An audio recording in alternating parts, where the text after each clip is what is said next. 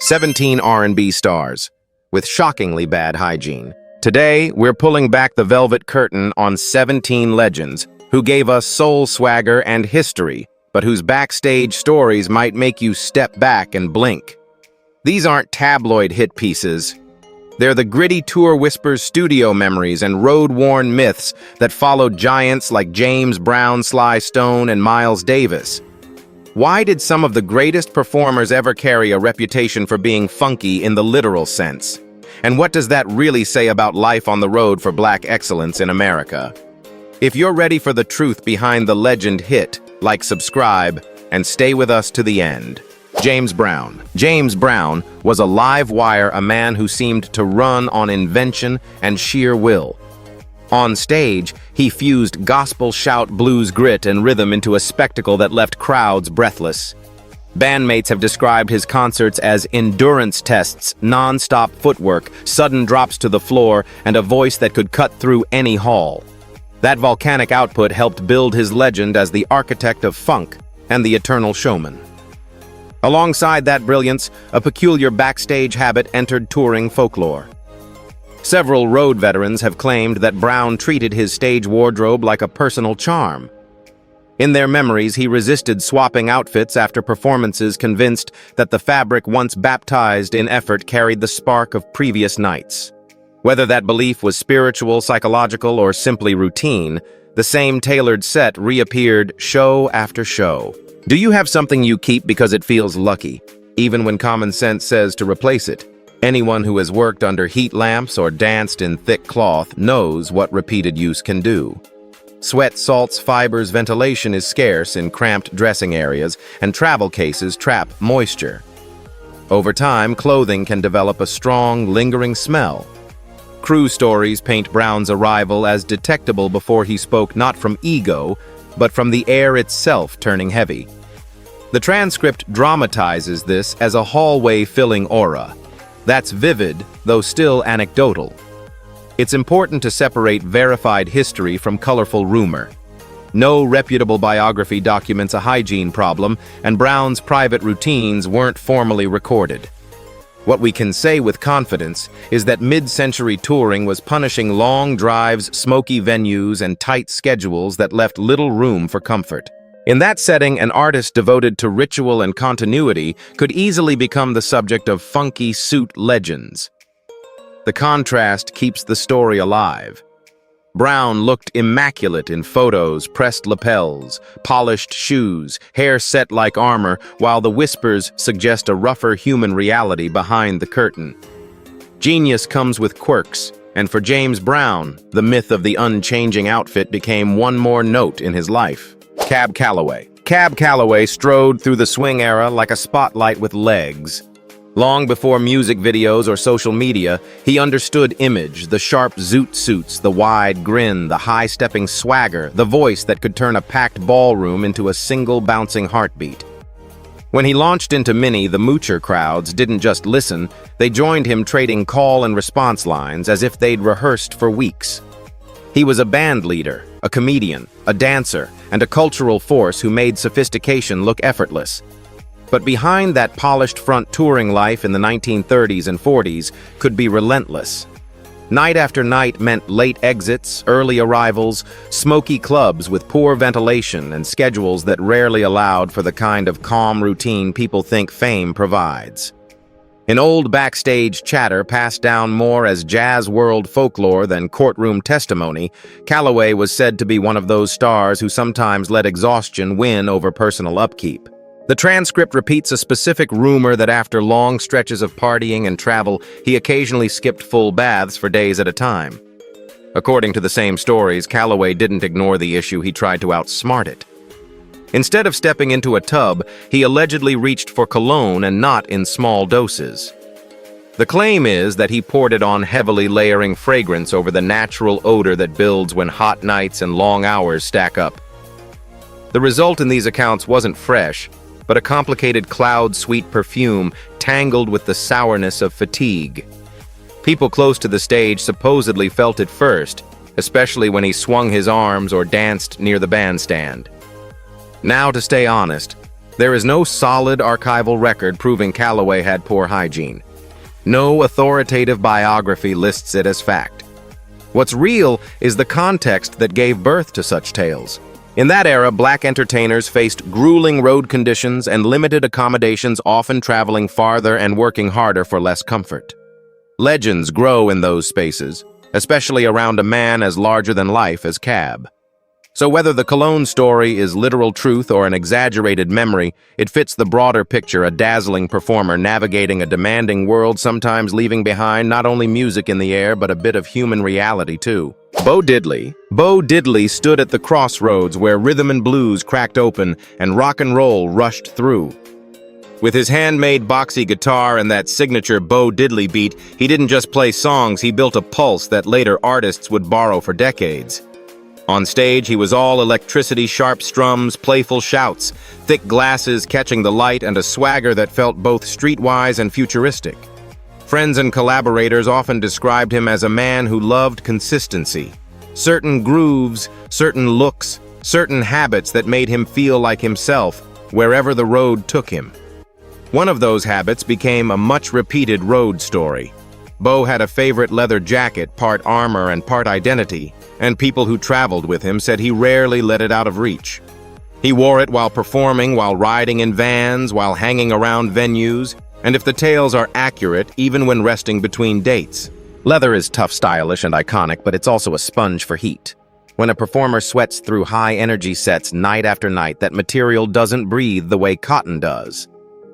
It absorbs, holds, and quietly collects everything the road throws at it: smoke from clubs, dust from highways, and the salt of effort.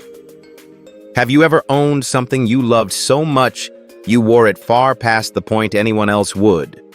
According to the accounts in circulation, Bo sometimes went several days without a full wash while keeping that jacket close, especially during long stretches of travel. The result, people joked, was that the jacket seemed to develop a personality of its own, an unmistakable sharp, musky funk that hit small rooms fast. It wasn't described as a delicate whiff. It was the kind of scent that announced a presence before a word was spoken. Whether you believe every detail or not, the logic is straightforward.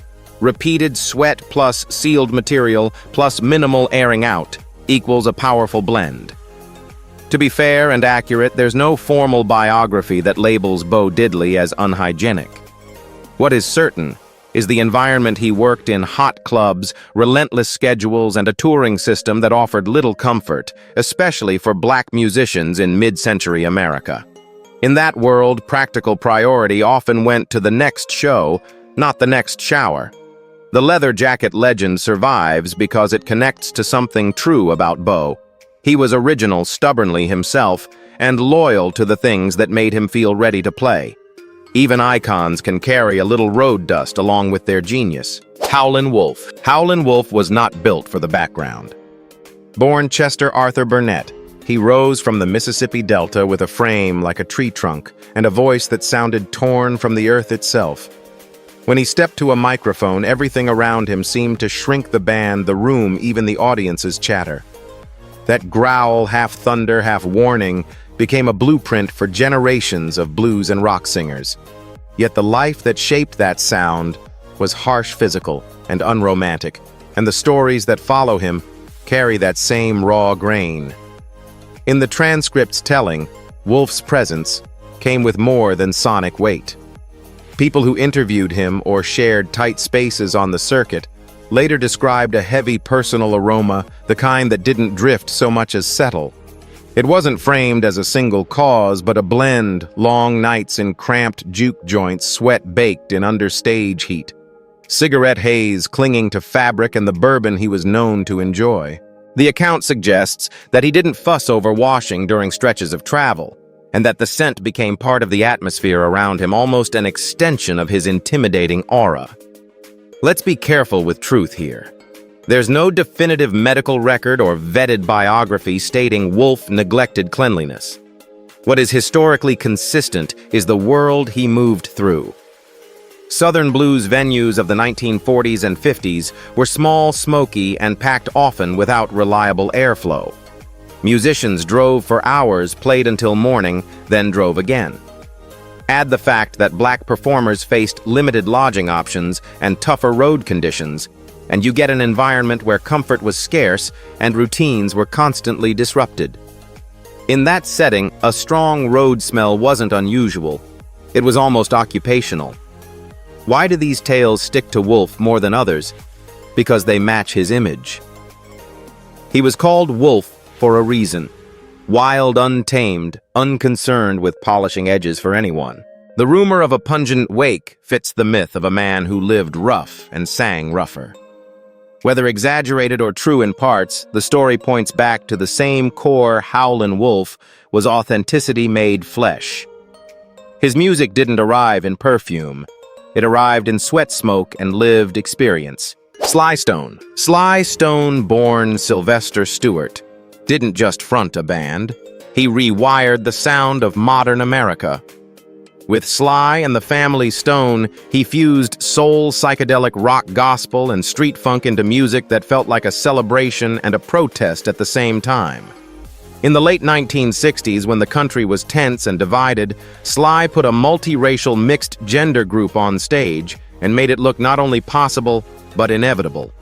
Hits like Dance to the Music, Everyday People, and Family Affair weren't just chart winners. They were statements about belonging, joy, and survival. His stage presence was magnetic, bold outfits, a sly grin, and a kind of cool that pulled an audience in before the first downbeat. But as the 1970s rolled on, the brightness around him began to dim. This part is historical fact.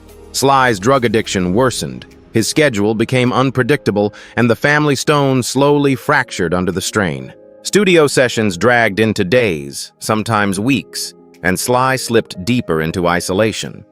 In that context, the transcript echoes a long-repeated piece of studio lore that during those marathon recording stretches, basic self-care sometimes disappeared. The story says he stayed shut away, surrounded by smoke, sweat, and old hair products, letting time blur while the music kept pouring out. There's no official document that proves the hygiene details, so we should treat them as anecdote. Yet they're tied to a very real collapse in routine and stability. Have you ever been so overwhelmed or so locked into a project that you forgot to take care of yourself the way you normally would? People who worked around him have described the atmosphere of those sessions as thick and stale, the kind of room where you can feel the sleeplessness in the walls. Whether the smell was as extreme as rumor suggests or not, the underlying truth is clear. Sly was living in a storm of genius and self-destruction. Later in life, he became reclusive for long stretches, bouncing between brief comebacks and disappearances, while health and money problems followed. He eventually got sober in his later years, but the damage of decades on the edge never fully vanished. So, when fans talk about Sly Stone's funk off stage, it's really shorthand for something larger. The tragedy of a visionary who changed music forever, then struggled to keep himself together. His legacy is dazzling, but like the man himself, it isn't neatly packaged. Muddy Waters. Born McKinley Morganfield carried the Delta in his bones and the city in his hands. He rose from the cotton fields of Mississippi to become the cornerstone of Chicago blues, the man who took country moan and plugged it into electricity. When he hit a note, it wasn't just music, it was migration labor, longing and survival turned into sound. By the 1950s, his amplified slide guitar and deep rolling voice had changed the direction of American rhythm music, laying tracks that later rock giants would follow like scripture. Life on the road, though, was nothing like the suits and spotlights people imagine today. Touring for black musicians in that era meant long drives in packed cars or vans, segregated hotels that often turned them away, late-night load-ins, and crowded clubs where heat clung to the ceiling. In that setting, the transcript repeats a story that has floated around blues circles for years, that Muddy sometimes went extended stretches without a proper bath while traveling. After a sweaty set, he'd head straight to the next town, then straight on to the next stage, letting exhaustion decide the schedule. The tale describes a heavy, earthy body scent that followed him into dressing rooms and lingered in vehicles, less a quirky choice than the byproduct of a punishing circuit. To be fair, no definitive biography proves a specific hygiene pattern for Muddy Waters. but what is certain is the grind he endured. He wasn't touring with luxury buses and hotel spas. He was hauling gear through back doors, playing multiple nights a week, and doing it in a country that still treated him as second class. Under those constraints, many musicians treated washing as a luxury, not a guarantee. When people today repeat the road smell legend about Muddy, they're often really talking about the environment that shaped him: smoke-filled rooms, whiskey-soaked floors, and the physical toll of building a new sound while living a hard life. And yet his dignity never wavered. Even if the folklore has some truth, it doesn't shrink his stature. It underlines his humanity. Muddy Waters sounded like a storm because he lived through storms. The scent stories, real or exaggerated, sit in the shadow of that larger fact: he helped electrify the blues, and the world is still humming from it. Screamin' Jay Hawkins, screamin'. Jay Hawkins was never a normal act, and that was the point. Born Jalousie Hawkins, he turned stagecraft into a midnight carnival long before shock rock had a name. When most singers walked out in a suit and a smile, Jay arrived like a fever dream, sometimes rising from a coffin, sometimes waving a skull on a staff, sometimes dressed in capes and face paint that made him look half vampire, half voodoo ringmaster. His hit, "I Put a Spell on You," didn't just sell records. It announced a performer who believed that music should feel dangerous, funny, and a little supernatural. That commitment to character bled into everything around him, including the way people remembered his physical presence off stage. The transcript relays a touring claim that Jay was not devoted to soap and water routines, especially during heavy travel. Instead, he allegedly relied on cheap cologne layer after layer to cover the fatigue of long nights. Add in the fact that his costumes were thick, theatrical, and not always cleaned between appearances, and you get the kind of sensory picture that's stuck in people's minds. Old fabric soaked with sweat mixed with sharp perfume can ferment into a strange, dusty odor. In the story, some folks compared it to something ancient being opened after years sealed shut, an eerie smell that matched his spooky persona almost too well. Have you ever been around someone whose style was so strong that even their presence felt like part of the performance? To keep things honest, there's no official record proving Hawkins had poor hygiene. What we do know is that he lived a hard-charging nomadic musician's life, often playing small venues with minimal comfort. Nightly travel, cramped dressing areas, and constant costume changes aren't a recipe for freshness, especially in the mid-20th century circuit. The caution here is simple. These are recollections and backstage chatter, not certified facts. Still, the reason this story keeps resurfacing is because it fits Jay's world. He didn't aim to be tidy. He aimed to be unforgettable. His art was excess, sound, visuals, attitude, and maybe scent, too. Whether the odor tales are exaggerated or partly true, they underline a deeper reality. Screamin' Jay Hawkins built a persona so alive that it felt like it followed you out of the room. And in a way, that's exactly what he wanted to leave a spell hanging in the air long after the music stopped. John Lee Hooker. John Lee Hooker moved through music like a quiet earthquake. He didn't need flashy arrangements or a wall of horns. One guitar, one foot tapping, one low rolling voice could hold a room hostage. Born in Mississippi and hardened by the Delta, Hooker carried that rural drive into Detroit's factories and then into the clubs where his boogie style took on a hypnotic life of its own. Tracks like Boogie Chillin', I'm in the Mood, and later Boom Boom weren't built on complexity. They were built on pressure, the steady pulse of a man who knew exactly how to make a groove feel inevitable. He was the rare artist who could repeat a phrase for minutes and make it sound like a spell getting stronger. That spell came from a life spent in motion. Hooker worked constantly, often slipping from town to town with little pause, playing late sets and early sessions, trusting rhythm more than rest. In the transcript's folklore, that unbroken schedule produced a specific backstage reputation, a favorite jacket that he wore everywhere. Not just to perform in, but to travel in, to eat in, to sit around in. People who shared cars or studios with him later joked that the coat became a second skin, weeks of road dust, tobacco haze, sweat, and whiskey settling into the cloth. The story says the garment developed a stale, sour tang so distinctive that you could tell he was nearby before you saw him. Let's keep our footing. No authoritative biography states. Hooker ignored bathing or laundry. The hygiene angle lives in touring chatter, but the broader context is real and important. Mid-century blues travel was punishing long drives, tight budgets, segregated lodging, and venues where smoke hung thick in the air. Under those conditions, many musicians leaned on comfort routines, and certain pieces of clothing became anchors in an exhausting world. A regularly worn coat, rarely aired out, would naturally hold on to every mile it crossed. What survives in the Hooker legend isn't cruelty, it's contrast. On records, he sounds controlled, cool, even elegant in his understatement. In the tales, he's earthy and road-seasoned, carrying the night's residue into the next town. Either way, the truth that matters most is undeniable. John Lee Hooker made the blues move forward with nothing but a guitar, a voice, and the relentless beat inside his chest. Fats Waller. Fats Waller was a one-man party wrapped in a genius musician's body.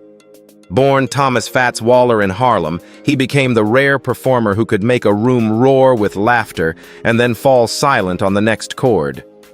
At the piano, he was playful, outrageous, and technically fearless, sliding from stride to swing as if the keys were his private playground. His recordings and radio appearances in the 1930s made him a household name.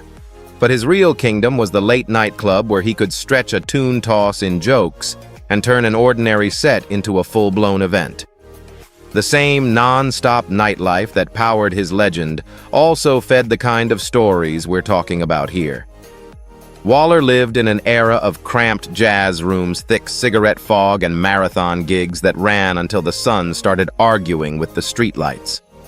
He was known for loving good food, good company, and a drink that stayed close to the piano bench. The transcript's claim is simple: with that pace, he didn't always stop to reset between shows. Hours hunched over keys under hot lights meant heavy perspiration in his suit, while the air around him filled with tobacco and spilled gin. In tiny venues with almost no ventilation, that cocktail of sweat, smoke, and liquor wasn't subtle. It became a kind of personal weather system. Have you ever been in a place so crowded and smoky that you could feel the air on your clothes when you got home? To keep the line clean between history and hearsay. There's no formal document proving Waller had poor hygiene. What is beyond dispute is the environment he worked in and the lifestyle he embraced. Jazz musicians of his day weren't riding luxury buses or ducking into hotel spas. They moved from gig to gig, sometimes across multiple clubs in a single night, often in the same outfit, running on adrenaline and applause. Under those conditions, any performer could end up carrying the night with them literally. What makes the Waller stories stick is how perfectly they match his aura, larger-than-life talent, larger-than-life appetite, and a joy that didn't pause for polite routines. If the rumors are true, they don't diminish him. They underline the rough, brilliant world he came from. Fats Waller was the sound of Harlem after midnight, warm, wild, and absolutely unforgettable. Ike Turner. Ike Turner was a paradox in American music, a man whose fingerprints are all over early rock and roll and modern R&B, yet whose name carries a shadow that never fully lifts. Born Isiar Luster Turner Jr., he came up in the raw club circuits of the South, then helped ignite a new era with Rocket 88 in 1951, often cited as one of the first rock and roll records. As a guitarist, bandleader, arranger, and studio architect, Ike was a disciplined musical mind. He could hear a song's bones fast, sharpen it faster, and push a band to play like their rent depended on it. But the personal life running beside that talent was turbulent. It's well documented that Ike struggled with heavy cocaine addiction for years, especially through the 1960s and 70s. Those binges weren't casual. They were the kind that stretched time-blur days and grind normal routines into dust. The transcript frames his hygiene issues through that lens, a man staying awake for long periods, barely pausing to eat, sleep, or clean up while touring and recording at a frantic pace. People around him later described sweat with a harsh chemical edge, an effect the transcript links to substance abuse and exhaustion. That specific description remains anecdotal, but the broader pattern, addiction disrupting self-care, is a realistic and sadly common outcome. It's also impossible to separate Ike Turner's story from the widely reported accounts of violence and control in his relationship with Tina Turner. Tina's own autobiography and later interviews describe severe abuse. Ike denied many claims, but the public record largely sides with her experience.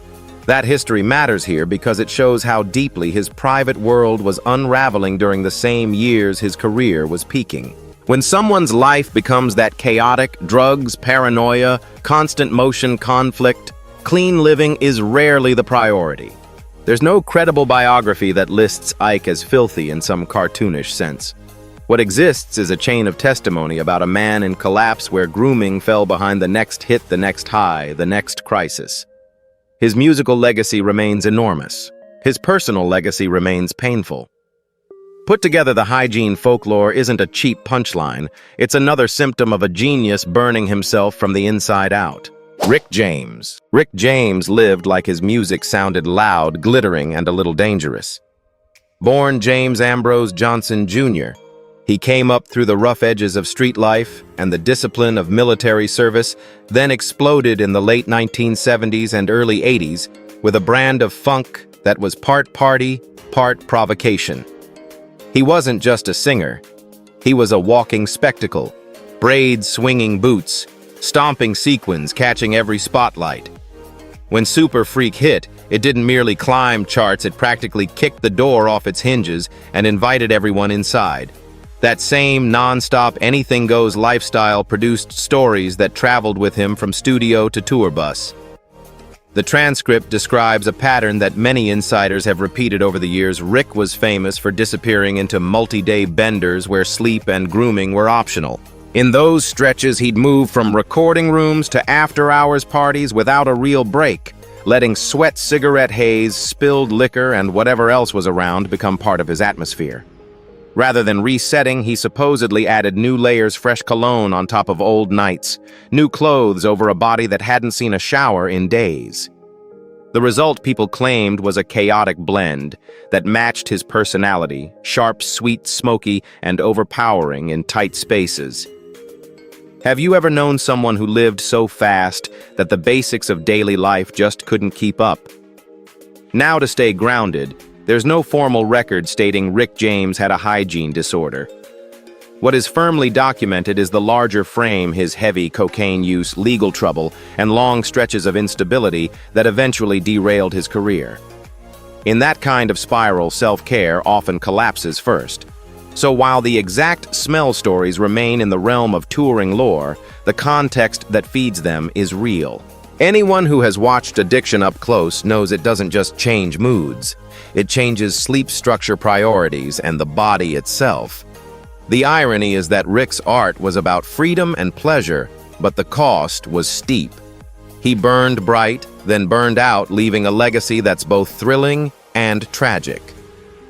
Whether the backstage tales are exaggerated or partly true, they point to the same truth.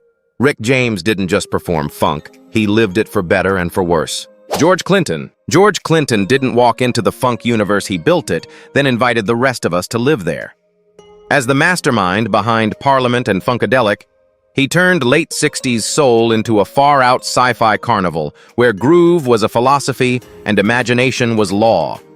The music was thick, playful, rebellious bass lines that crawled guitars that squealed harmonies that felt like church and street corners at once. On stage, Clinton wasn't just a frontman, he was a ringleader. There were wigs in wild colors, costumes straight out of comic books, and the famous mothership landing like a symbol of escape. P-Funk shows were joyful chaos, and Clinton loved pushing spectacle to the edge. But maintaining that intergalactic look night after night came with its own strange habits.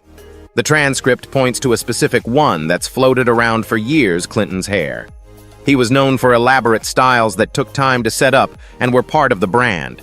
The story says that rather than washing frequently and risking the shape, he leaned hard on dry shampoo and spray products for long stretches. Anyone who's used those powders knows they're a shortcut, not a reset. If you keep stacking them in hot lights, the scalp keeps working, the roots keep oiling, and eventually the smell of product and sweat becomes its own stubborn mixture. Add heavy stage outfits and constant movement, and it's easy to see why crew members might describe a thick, musky aura following him through backstage corridors. To be fair, there's no official document grading George Clinton's hygiene.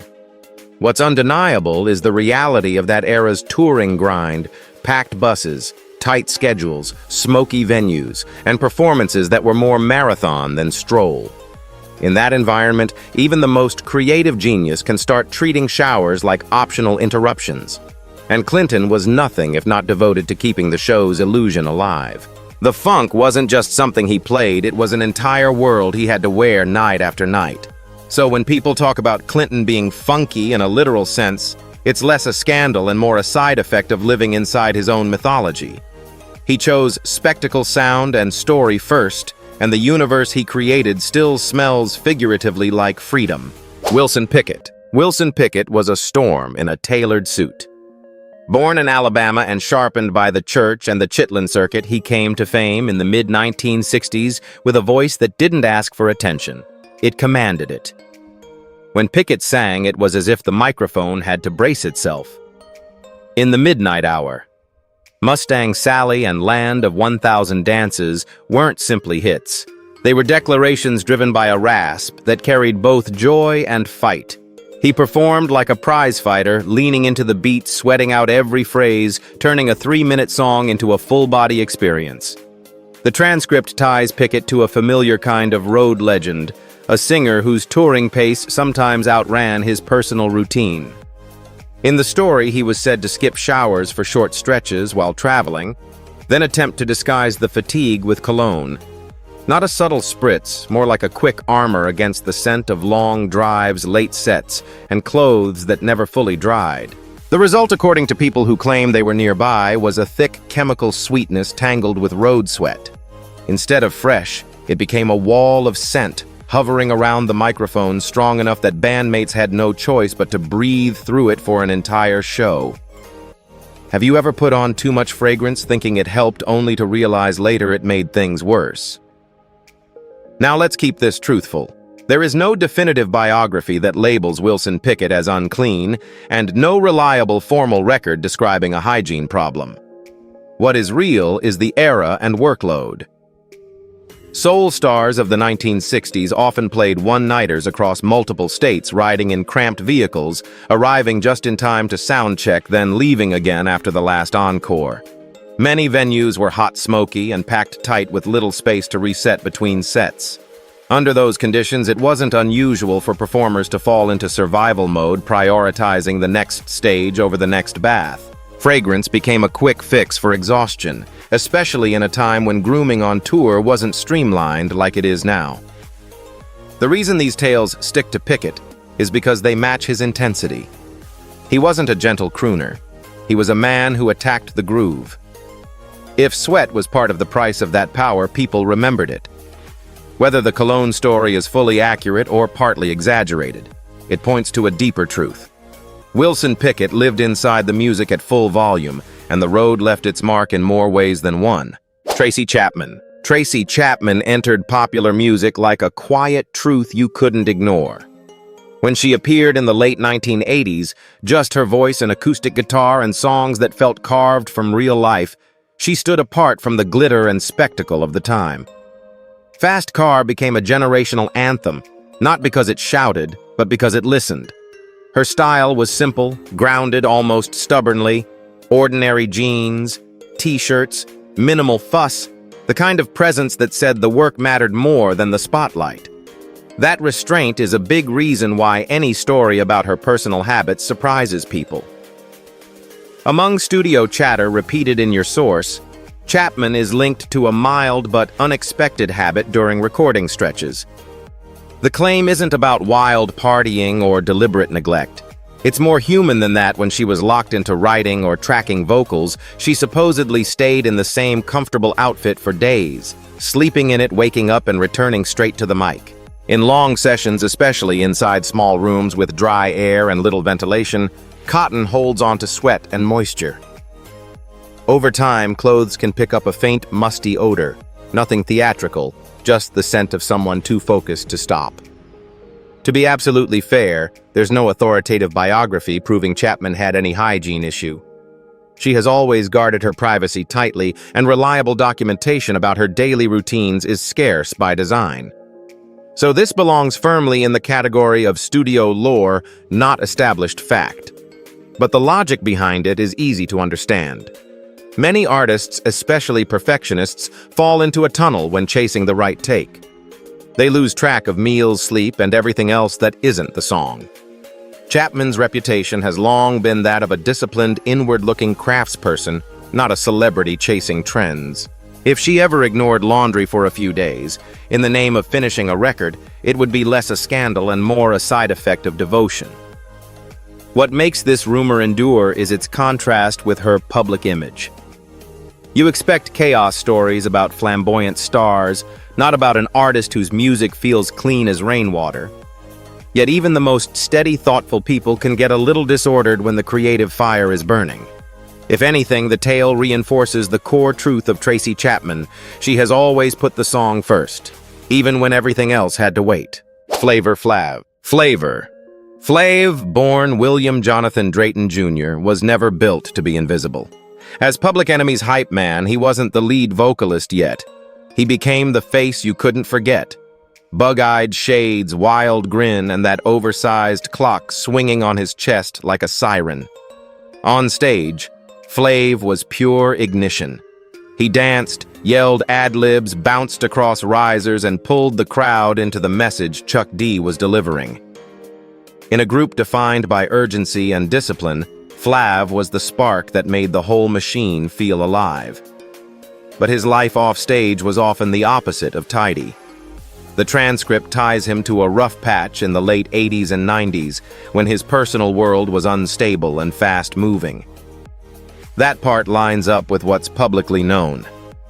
Flav battled addiction and legal trouble for years, drifting in and out of structure, while still trying to keep a career afloat. In that kind of storm, daily routines don't just slip, they vanish. The specific tale repeated in the video is that he wore the same outfit for long stretches, sometimes a full week at a time, because he was always in transit and rarely reset. Clothes became a kind of uniform stage sweat, street dust, and late-night fatigue absorbed into fabric until it carried a sour, locked-in funk that didn't lift just by airing out. Have you ever gone through a period where life felt so chaotic that even the simplest habits, clean laundry, regular meals, steady sleep, fell apart? To stay honest, no certified biography says Flavor Flav had terrible hygiene. The hygiene angle is story level, told by people who claim to have been around him during those years. Still, the broader frame is solid. When someone is bouncing between couches, studios, court dates, and tour stops, it's easy for grooming to drop to the bottom of the list. And Flav's public persona, always loud, always moving, made it easier for legends like this to stick. A man who looked like a walking alarm clock already felt larger than life. A rumor about a loud scent fit the character. What matters most is how the story ends. Flav eventually got sober, rebuilt relationships, and kept performing often with a surprising gentleness behind the chaos people once saw. So if the same clothes too long folklore is true, it's not a joke about dirtiness. It's a snapshot of a life in freefall. The comeback is the real headline. Old dirty bastard ODB. Old dirty bastard Russell Tyrone Jones was chaos with a beat, a man who seemed to live half a step outside ordinary rules. As a founding member of the Wu-Tang Clan, he brought something no one else could duplicate: a gravelly sing-rap, wild timing, and a personality that felt like street comedy colliding with blues pain. On records like Protect Ya Neck and his solo breakout, Shimmy Shimmy Ya ODB sounded unfiltered, like you were hearing a mind in real time. funny, wounded, unpredictable, and strangely tender underneath the madness. That unpredictability wasn't a costume. It was tied to serious documented struggles. Over the years, people close to him described bouts of addiction, legal trouble, and mental health instability that made ordinary life hard to manage. When those storms hit, structure fell away. The transcript tells a particularly grim piece of folklore that during his worst periods, he stopped maintaining himself entirely, showing up in torn clothing, unwashed, sometimes looking like he had been sleeping wherever he could. The story paints an extreme odor compared by witnesses to something like garbage and neglect rather than simple sweat. It's important to name that for what it is, anecdote. There is no clinical record stamped on the public timeline saying ODB smelled like X. But the larger truth behind the rumor is painfully real when someone is drowning in addiction, and mental distress. Hygiene is often one of the first casualties. What makes ODB's case different from the earlier legends on this list is tone. These aren't playful road funk stories tied to superstition or busy touring. They're reflections of a man in visible collapse. Friends and collaborators tried to help. He cycled through rehab and jail. He had moments of clarity and moments of total derailment. The public saw it too. His arrests, missed shows, and erratic interviews became headlines often treated like spectacle instead of warning signs. And yet inside all that wreckage, the talent never disappeared. ODB could turn a one-bar hook into folklore, could make a room laugh and wince in the same line. If the hygiene rumors are true at all, they aren't there to mock him. They're there because people remember how far he fell and how that fall smelled like suffering. His legacy is brilliant, but it's also a reminder genius doesn't protect anyone from unraveling. Miles Davis. Miles Davis was the embodiment of cool until life pulled him into a place where even cool couldn't protect him. Born in 1926 in Alton, Illinois, he arrived in New York as a young trumpeter with a soft tone and a fierce mind. Over the next decades, he reshaped jazz again and again, the lyrical minimalism of Birth of the Cool, the hard bop fire of the 1950s, the modal revolution of Kind of Blue, and the electric experiments of Bitches Brew. He didn't just follow scenes, he created them, then moved on before anyone else caught up. Musicians feared his glare, loved his instincts, and learned that silence could be as sharp as a solo. But genius never guarantees stability. By the late 1960s and into the 1970s, Miles slipped into a severe period of addiction and physical decline. This is well known in jazz history. He used cocaine, heavily suffered chronic pain, and withdrew from public life for several years. During that retreat, friends and visitors described him as isolated and unwell, living in a house that mirrored his inner collapse. The transcript leans on a specific set of stories from that era, claims that he stopped bathing regularly, wore dirty clothes for long stretches, and carried a harsh mix of old smoke, alcohol, and sweat. Those details are not formally documented as facts in the way a medical report would be, so they should be treated as recollections tied to a real documented breakdown. Have you ever seen someone brilliantly gifted go quiet, not because they lost talent, but because life hit them too hard to keep showing up? What makes this chapter of Miles's life so haunting is the contrast. Publicly, he was immaculate Italian suits, polished shoes, a posture that didn't bend for anyone. Privately, addiction and depression can strip away the rituals that keep a person anchored. When routines disintegrate, hygiene often goes with them. In that sense, the bad hygiene legend isn't really a gossip story. It's a symptom story pointing to how far he had fallen in those years. Then came the comeback. In the early 1980s, Miles returned to recording and touring sober enough to work again and hungry to prove he was still ahead of the conversation. He never tried to rewind the clock. He kept searching. So if the rumors about that dark period linger, they don't erase his legacy. They remind us that even the coolest man in the room was still a human being, fragile, complicated, and capable of rising back up. Behind flawless suits and timeless hits, tour folklore says some icons carried a rougher kind of funk. From James Brown's superstition about re-wearing stage suits, to Cab Calloway's cologne overload, from Bo Diddley's ever-present leather jacket, to Sly Stone's chaotic studio years, These tales frame greatness as human, not pristine. Still, Legends of Black Excellence honors truth. Harsh road conditions, segregation-era travel addiction, and burnout explain more than gossip. They also remind us that artistry rises from real bodies' trouble and real survival, not perfection. Maybe myths say more about us than them. Are these stories caution, cruelty, or both?